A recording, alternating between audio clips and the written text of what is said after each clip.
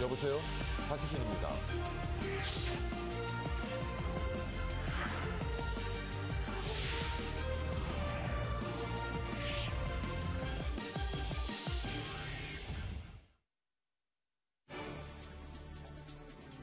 머니24 헤드라인입니다. 미국 증시가 올해 중 가장 저조한 성적으로 거래를 마쳤습니다.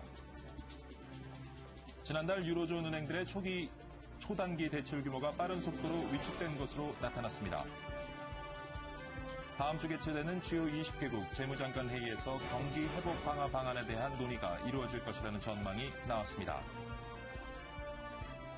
북한이 제3차 핵실험 강행 의지를 잇따라 표시하면서 북한 문제에 대한 위기감이 고조되고 있습니다. 한국타이어와 넥센타이어가 지난해 사상 최대 실적을 기록하는 등 국내 타이어 3사가 두드러진 성적을 보이고 있습니다. 우리나라가 미국의 경제뉴스 통신사인 블룸버그가 선정한 세계 혁신국가 순위에서 미국에 이어 2위를 차지했습니다.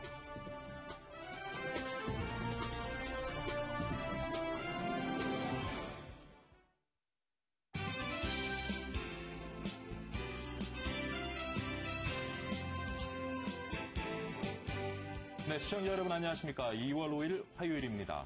박희준의 여보세요. 박희준입니다. 우리 시장에 최근 가장 큰 영향을 미쳤던 이슈라고 하면 단연 환율 변동성이었습니다. 그런데 전문가들의 분석에 따르면 환율에 대한 시장의 민감성이 둔화되기 시작하면서 최근 들어서는 중국, 미국 등의 경기 지표의 변동성이 더욱 중요한 이슈로 작용하고 있다고 합니다. 소위 G2라고 하는 이 두 나라의 경기 지표, 세계 경제를 흔드는 큰 축입니다만 최근에는 어떤 흐름을 보이고 있는지 오늘 집중 분석해 보도록 하겠습니다. 자, 오늘도 글로벌 마감 시황부터 살펴보고 가겠습니다. 대한민국 최고의 외신 캐스터 김하빈 캐스터가 전합니다. 안녕하십니까. 시황센터입니다. 뉴욕 증시는 일제히 하락하며 마감했습니다. 유럽에서 터진 비리 스캔들이 미국 증시에도 영향을 주는 모습이었는데요. 스페인은 정부 재정 긴축을 계속하며 국민들에게 고통을 주고 있는 데다가 비리 파문까지 일어나면서 큰 위기를 겪고 있습니다.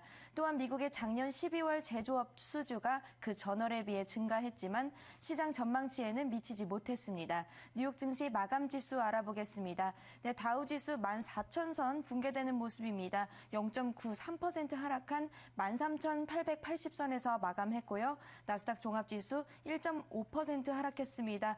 3,131선에서 거래 마쳤습니다. S&P 500지수 역시 1% 넘게 하락하면서 1,495선에서 거래 마쳤습니다. 네, 유럽도 마감 상황 살펴보겠습니다. 유럽 증시는 큰 폭으로 하락하며 마감했습니다. 스페인과 이탈리아의 불안한 정세가 지수를 끌어내렸는데요. 스페인은 마리아노 라우이 총리와 국민당의 정치 비자금 스캔들에 충격을 받는 모습이었고요. 이탈리아는 실비오 베를루스코니 전 총리가 이번 총선에서 승리하면 대규모 감세 정책을 추진하겠다고 공언해 시장의 불안감을 높였습니다. 유럽 증시 자세한 마감 지수 보겠습니다. 영국 FTSE 지수 1.58% 하락했습니다. 6,246선에서 거래 마쳤고요. 독일 닥스 지수 2.49% 하락했습니다. 7,638선에서 거래 마쳤습니다. 프랑스 CAC 지수 3.01% 하락하면서 3,659선에서 거래 마쳤습니다. 네, 아시아도 가보겠습니다. 아시아 주요국 증시 항생지수를 제외하고 상승했는데요. 일본 증시는 미국의 경제 지표와 중국 서비스업 지표의 호조로 상승했습니다. 특히 자동차주가 강세였는데요. 미쓰비시 자동차는 닛산과 합작해 경차를 판매한다는 소식으로 21% 급등했습니다. 중국 증시는 서비스업 지표의 호조로 상승했는데요. 중국의 1월 비제조업 PMI는 전달보다 상승한 56.2를 기록하며 4개월 연속으로 올랐습니다. 자세한 아시아 마감 지수 살펴보겠습니다. 일본 니케이 지수 0.62% 상승한 11,260선에서 거래 마쳤고요. 중국 상해 종합 지수 0.38% 올랐습니다. 2,428선에서 거래 마쳤습니다. 네, 홍콩 항생 지수는 0.16% 하락하면서 23,685선에서 거래 마쳤습니다. 원달러 환율 보겠습니다. 어제 외환시장에서 원달러 환율 원화값이 나흘 만에 강세로 돌아섰습니다. 12.8원 하락했습니다. 1,084원 60전에 거래 마쳤습니다. 지금까지 시황센터였습니다. 네, 글로벌 마감 시장 살펴봤고요. 이번에는 우리 시장 살펴보도록 하겠습니다. 국내외 경제 이슈를 중심으로 살펴보는 오늘의 투자 전략 시간입니다. 오늘은 현대증권 신사지점의 박병욱 실장과 함께 얘기 나눠보도록 하겠습니다. 안녕하십니까, 실장님. 안녕하십니까. 예. 자, 어제 코스피 1953선에서 마감을 했습니다. 약간 예. 좀 하락세를 보였죠? 예. 어땠습니까? 예, 어제 장은 지난 금요일 미국장 상승과 예. 또 ISM 지수 호조로 개선된 투자 심리로 상승 출발하였습니다. 그러나 미국 1월 자동차 매출 실적 발표에서 나타났듯이 실망스러운 현대기아차 실적하고요. 그리고 달러 환율 추가 상승의 부담을 느낀 증권사와 투신이 예. 매도로 돌아서면서 이내 하락 반전하기 시작했습니다. 그러니까 이런 흐름 속에 특별한 이슈는 없었지만 외국인의 선물 배달가 증가하였고요. 또 북한 핵실험 임박설 그리고 외환시장에서 1900선의 롱스탑 매물 출회로 환율 하락 속도가 빨라지자 그러니까 삼성전자와 현대차 위주로 매물이 집중되면서 그러니까 제대로 된 반등 한 번 없이 하락하여서 결국 4.58포인트 하락한 1953.21포인트로 하락 마감하였습니다. 그러니까 그렇군요. 예. 계속하시죠. 예, 굳이 어제 장을 평가하자면 예. 그러니까 반등 시도가 가능한 구간에서 반등에 실패한 점은 아쉽지만 그러니까 긍정적인 부분도 있습니다. 그러니까 본격적인 외국인 매도가 출회한 지난 1월 14일 이후 예. 16일 만에 외국인의 의미 있는 순매수가 나타난 것으로 보여지고요. 그리고 이에 앞서 외국인들의 순매도 물량이 줄어들어서 외국인의 그 매도 클라이막스를 지나지 않았느냐라는 그런 조심스러운 희망을 가질 수 있게 되었다는 것이 큰 부분입니다. 그렇군요. 최근 원화 강세, 엔화 약세 그러다 예, 보니까 예. 아무래도 수출 중심의 우리 IT 자동차 기업들이 좀 타격을 받고 있는 것 같습니다. 예, 한동안은 전차 군단 중심으로 우리 증시가 움직여 왔는데 예. 최근엔 좀 다른 모습이죠. 예, 어떻습니까? 그래서 환율, 그러니까 최근에 보게 되면은 환율 때문에 예. 많이 피해받았던 전차 군단은 퇴조를 보이고 있는 상황이고요. 사실은 그 금융주라든지 통신이라든지 그런 그 비전차 군단 쪽의 약진이 두드러지고 있는데요. 예. 그러니까 2014년 들어서 시장의 특징을 살펴보자면은 그러니까 아까 영께도 말씀하셨듯이 그러니까 전차의 후퇴와 금융의 약진으로 요약할 수 있습니다. 그렇군요. 특히 기관과 외국인의 순매수와 겹치는 업종을 살펴보면은 금융 업종이 제일 많습니다. 기관이 한 8,900억 정도 들어와 있고요. 예. 그리고 외국인들은 5천억 가까이 샀는데 구체적으로 말씀드리면 은행주에 대한 매수입니다. 그러니까 통상 신용 경색 방지와 경기 진작을 위해서 금리 인하가 추진되고요. 그에 따라서 시장에 자금이 공급되면은 그 자금을 통해서 그러니까 신용 창조 기능이 활발해지고 그리고 그런 상황이면 그 경기 회복 초기에는 은행의 수익이 급속히 늘어나게 되는 상황입니다. 그래서 최근 미국 은행주 실적 발표를 보시게 되면 실적이 좋게 나오고 작년 하반기부터 상승세가 놀라울 만큼 컸습니다. 아마 이런 맥락에서 그러니까 기관과 외국인들도 한국 시장에서 금융주를 사는 것 같고요. 예. 이거는 그러니까 희망적으로 보자면은 결국 미국과는 시차는 있겠지만은 대한민국 경기도 경기 저점을 찍고 회복 기조로 간다는 것을 미리 반영하는 것은 아니겠느냐 이렇게 보고 있습니다. 그렇군요. 아까 여쭤본 것처럼 이제 좀 그 전차 군단 최근에 좋지 않은 모습을 보이고 있는데 IT나 자동차 업종에 대한 투자 전략은 어떻게 가져가는 것이 좀 좋겠습니까? IT나 그러니까 자동차 투자 전략 가장 중요한 것은 지금 환율이라고 봅니다. 예. 사실 환율인데요. 환율 같은 경우 사실 그 교육 상대국 간의 경제력 차이, 예. 금리 등에 따라서 자연스럽게 변화가 될 테인데 지금 현재 상황으로 봐서는 그러니까 엔화 절하 속도가 이게 속도의 문제가 어떻게 되느냐의 문제이지 구조는 사실은 아직 변한 게 없습니다. 엔화 절하는 구조가 되는 것으로 보여지고요. 예. 사실 이때 중요한 것은 환율의 구조가 문제가 아니고 그 변동 속도입니다. 속도, 예. 변동 속도가 급박하다 하게 되면은 그에 대처할 수 있는 은행들의 그러니까 기업들의 입장에서 시간이 없기 때문에 고스란히 환율의 피해를 받을 수밖에 없는데 따라서 제가 볼 때는 전차 군단 IT라든지 자동차 같은 경우는 그 엔화의 절하 속도가 둔화되는 것을 확인하고 또 더 나아가서 그 이 엔화 피해를 회복할 수 있는 그런 복원력, 그런 기업의 어떤 능력을 보여주는 시점까지는 일정 부분 그러니까 비중을 줄여주는 것이 좋아 보입니다. 그러니까 비중을 줄여나가는 것이 좋겠다는 말씀이시죠. 지금 아까 말씀하신 것처럼 이제 IT 자동차 업종에서 금융업종 쪽으로 이제 투자자들이 조금 이동하는 모습인데 금융주 관련된 투자 전략은 어떻게 좀 가져가는 것이 좋을죠? 금융주는 일단 은행이 좋아 보입니다. 은행이 사실은 작년이나 올해 아직까지는 은행의 실적은 좋지 않은데 왜 은행주를 사냐라고 하지만은 사실 아까도 제가 먼저 말씀드렸지만은 그러니까 미국도 경기 회복 기조가 완연하고 예. 그런 측면에서 저희 한국도 시차는 있겠지만은 경기 회복 기조로 들어간다고 하게 되면은 은행들의 수익성이 가장 빨리 좋아질 것이고요. 그리고 나타나는 것들이 그에 따른 증권주 그리고 건설주 등 그 경기 회복 초기에 업종으로서는 은행주가 제일 좋아 보입니다. 네. 지금은 이제 은행 업종 관련해서는 이제 매수 타임이라고 봐도 되겠죠. 현재 매수 타임으로 보여지고요. 예. 그러니까 최근에 단기에 그 하나금융지주의 이슈를 통해서 예. 많이 올라왔다가 조정받고 있는데 조정식 분할 매수하는 것이 바람직해 보입니다. 예. 자, 최근에 보면요, 그 ETF 붐이 좀 일고 있는 것 같습니다. 예. 뭐 다른 그 주식형 펀드 보면 하루가 멀다고 지금 자금이 빠지고 있는데 예, 예. ETF는 그래도 나홀로 좀 잘 나가는 모습이에요. 어떻습니까? 예, 최근 개인 투자의 주식형 펀드 환매, 예. 그리고 ETF 매수는 그러니까 투자 시장에 있어 하나의 큰 흐름으로 정착된 것 같습니다. 그러니까 그 수치를 보면은 지난 1월 주식형 펀드에서 한 9천억 정도, 8,900억 정도나 되나요? 정도 유출되었고 ETF는 4,400억 정도 순매수가 나타나 있습니다. 예. 그리고 나머지는 우량 대형주들의 저점 매수가 보여졌는데요. 그러니까 이러한 이유는 지수가 2,000을 강하게 돌파하지 못하고 안착하지 못하면서 길게 보면 2007년도 10월 이후에 투자자들은 그 주식형 펀드에서 항상 그 목을 매는 상황이었습니다. 예. 지수는 올라갔다가 좀 더 위로 보게 되면은 다시 내려가는. 그래서 어떤 그 펀드의 기대 수익률이 그러니까 기대에 미치지 못하는 가장 큰 이유일 텐데요. 그래서 이에 따라서 불만을 가진 투자자들이 ETF 투자를 시장으로 보여집니다. 예. 특히 작년 10월에 이 레버리지를 사서 12월 지수 상승에 매도했던 경험은 상당히 큰 자신감으로 나타납니다. 그렇지만 이런 흐름은 사실은 기관 투자자들의 운용 능력에 대한 불신이라는 측면에서 시장이 앞으로 마찰론이 될 수 있고요. 예. 그리고 개인 투자자들이 주로 선호하는 것들이 코덱스 레버리지 2.5배, 그러니까 사실 신용하고 마찬가지입니다. 그리고 뭐 중국 쪽의 레버리지이기 때문에 주로 지수형이기 때문에 어떤 면에서는 개인 투자자들의 투기성을 보여주는 것이 아니냐. 그리고 이런 것들이 향후 시장에 투기화를 붙일 수 있기 때문에 일단은 또 조심스러운 부분도 있습니다. 그렇군요.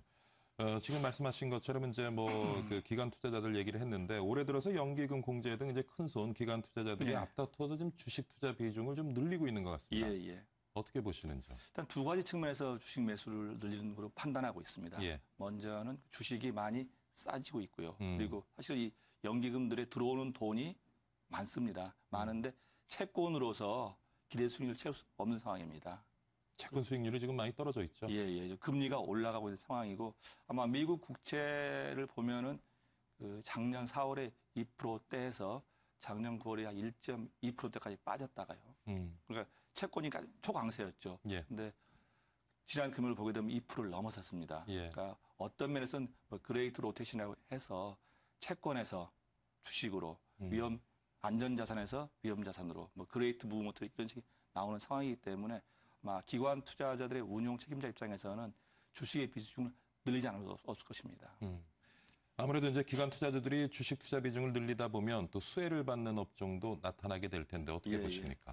그것은 올해 들어 연기금 공제 등 그 기관 투자가들이 예. 어떤 업종을 주로 매수했냐를 보면 아실 수 있는데요. 일단 금융주 아까도 말씀드렸듯이 금융주가 8천억에서 9천억 가까이 들어와 있습니다. 예. 그리고 보험주 4,100억, 예. 운수장비 3,600억, 운수장비 쪽은 아마 그 외국인 매물을 받아내는 저점 매수 측면으로 보여지고요. 예. 통신 3,300억, 전기가스 1,900억, 그리고 의약 1,100억 수준입니다. 그리고 증권주도 물론 들어와 있는데 전체적으로 보게 되면은 금리 변화에 따라서 수익을 얻을 수 있는 업종 중심이고 경기 회복의 초기를 기대한다는 그런 시그널로 보입니다.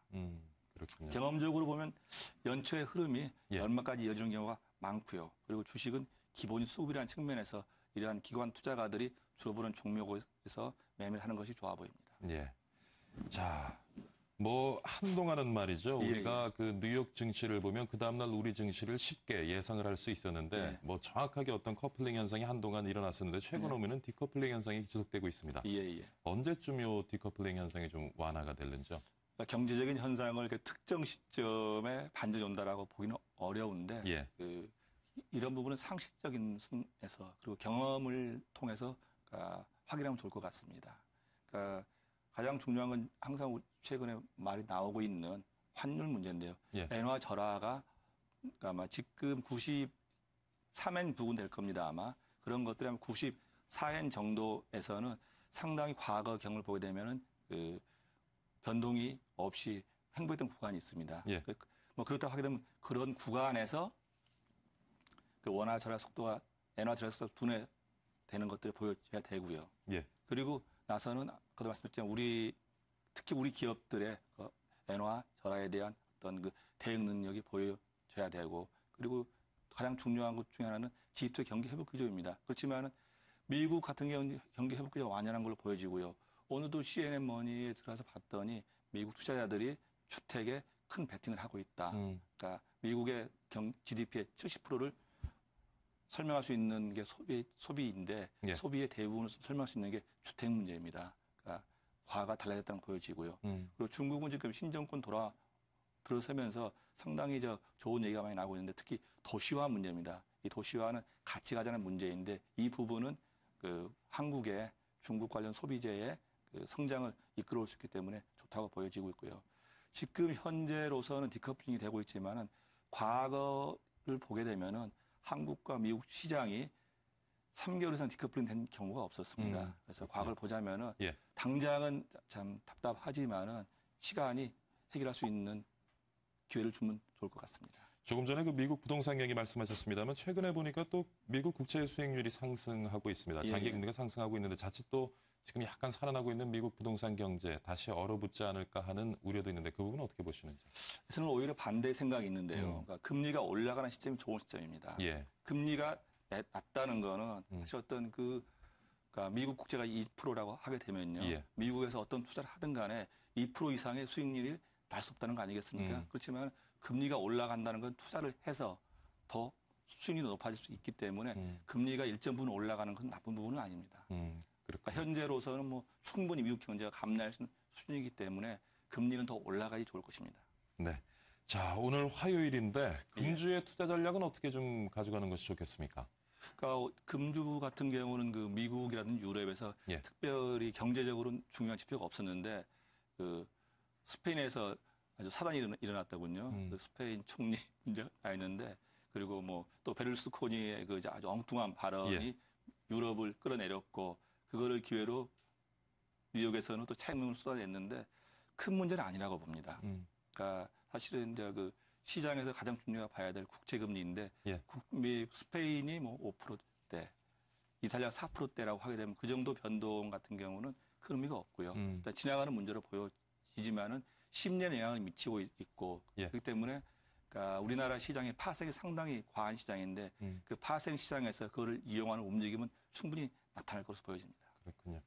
자, 오늘 장의 투자 전략과 오늘 좀 우리가 눈여겨볼 만한 종목이 있으면 살펴봐 주시죠. 예. 오늘은 뭐 환율이 추가 하락된다 하더라도 외국인들의 그 기존 뭐 전기 전자나 자동차 쪽의 매도는 크지 않은 것으로 보여지고요. 예. 물론 그 뉴욕 시장이 정고점 앞에 두고 내려왔기 때문에 그런 심리 악화 좀 요인은 있지만은 뭐 지수가 추가 하락한 경우에 연기금의 매수도 기대해 볼 수 있고 예. 더 내려간다 하게 되면 파는 입장에서도 업사이드 리스크가 더 커진 상황입니다. 예. 그래서 지수는 그러니까 장중 변동은 커질 수 있지만 일일 변동은 줄어들 가능성이 있어 보이고요. 예. 그래서 오늘 장은 뭐 통신이나 은행, 유통, 뭐 코스닥의 콘텐츠, 바이오 종목을 저점 매수하는 것을 추천드리고 싶고요. 예. 그리고 보고 싶은 점은 휠라 코리아입니다. 휠라 코리아요. 차트 한번 보여주시겠습니까? 예, 차트를 보면서 좀 얘기를 나누겠습니다. 예, 말씀하시죠. 네, 작년 한 해 아주 꾸준히 지겹게 많이 내려와 있습니다. 내려와 있는데 그 실적이 그러니까 2011년 대비 많이 안 좋아졌습니다. 그렇지만은 그 최근에 나온 보고서를 보게 되면은 그 올해 실적은 작년보다 더 나아질 것으로 보여지고요. 그리고 글로벌 이런 어떤 의료업체 대비 상당히 저평가되어 있습니다. 2014년 예상포로 보게 되면 6.4 정도라고 하게 되면은 예. 충분히 그러니까 적응 가능해 보이고요. 예. 주가 움직임도 상당히 괜찮습니다. 아직까지 외국인들의 일부 매도는 나오고 있지만 예. 기관들의 매수가 보여지고 있기 때문에 그러니까 분할 매수 대응하시면 그러니까 좋을 것으로 보입니다. 예. 자, 오늘 현대증권 박병욱 실장과 함께요. 오늘 장 투자 전략 같이 한번 세워봤습니다. 이런 시간 수고 많으셨습니다. 예, 감사합니다.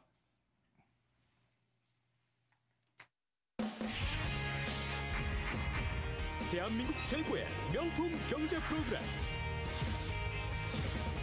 생방송 박희준의 여보세요. 자, 이번에는 밤사이에 들어온 주요 외신 살펴보도록 하겠습니다. 김원규 캐스터가 준비하고 있습니다. 김원규 캐스터. 안녕하십니까. 외신 브리핑 김원규입니다. 미국과 유럽연합 경제를 하나로 묶는 범대서양 FTA가 급물살을 타고 있다고 블룸버그 통신이 전했습니다. 통신에 따르면 앙겔라 메르켈 독일 총리는 협상에서 긍정적인 신호들이 잡히고 있다고 말했고, 조 바이든 미국 부통령은 안보회의 연설에서 미국과 유럽의 동맹 관계는 우리의 이익에 매우 중요하다며 두 지역의 자유무역 협상이 손대면 닿을 거리에 왔다고 밝히기도 했습니다. 이번 협상은 그동안 10년 넘게 실무 협상이 진행됐지만 성과가 별로 없었는데요. 이유는 농산물과 섬유 부분에서 시각차가 너무 컸기 때문입니다. 하지만 최근 금융 및 재정 위기로 경제난이 가중되면서 협상에 탄력이 붙었고 구체적인 일정도 나왔습니다. 로이터 통신은 유럽 집행위원회 관계자들의 말을 인용해 양측은 올해 본격적인 협상을 벌여 내년에 마침표를 찍으려 한다고 전했습니다. 통신은 미국 유럽의 FTA가 발의되면 통화 재정 정책과 달리 부작용이 가장 적은 경제 활성화 대책이 될 수 있다고 보도했습니다. 다음 기사입니다. 한화생명과 교보생명 등이 ING생명 한국법인의 인수에 관심을 보이고 있다고 월스트리트저널이 보도했습니다. 저널은 ING생명이 지난해 말 무산됐던 한국법인의 매각 작업을 조만간 다시 시작한다고 전했는데요. 사모펀드인 MBK 파트너스를 비롯해 한화와 교보 등이 관심을 나타내고 있다고 소식통은 전했습니다. ING는 지난 2008년 금융위기 직후 네덜란드 정부로부터 구제 금융을 받았는데 이런 부실한 배경 때문인지 유럽위원회와 아시아 법인들의 지분을 처분하기로 합의했습니다. 특히 한국 법인 규모가 처분 대상 자산 중 장부 가격 기준으로 가장 큽니다. 한때 ING생명 한국법인 매각은 지난해 말 KB금융지주의 인수 포기로 무산된 바 있습니다. 다음 기사입니다. HSBC가 중국 핑안보험 지분 15.57%, 93억 9천만 달러에 매각했다고 블룸버그 통신이 보도했습니다. HSBC는 지난해부터 핑안보험 지분을 태국의 농업재벌 CP그룹을 매각하는 데 작업을 추진했는데요.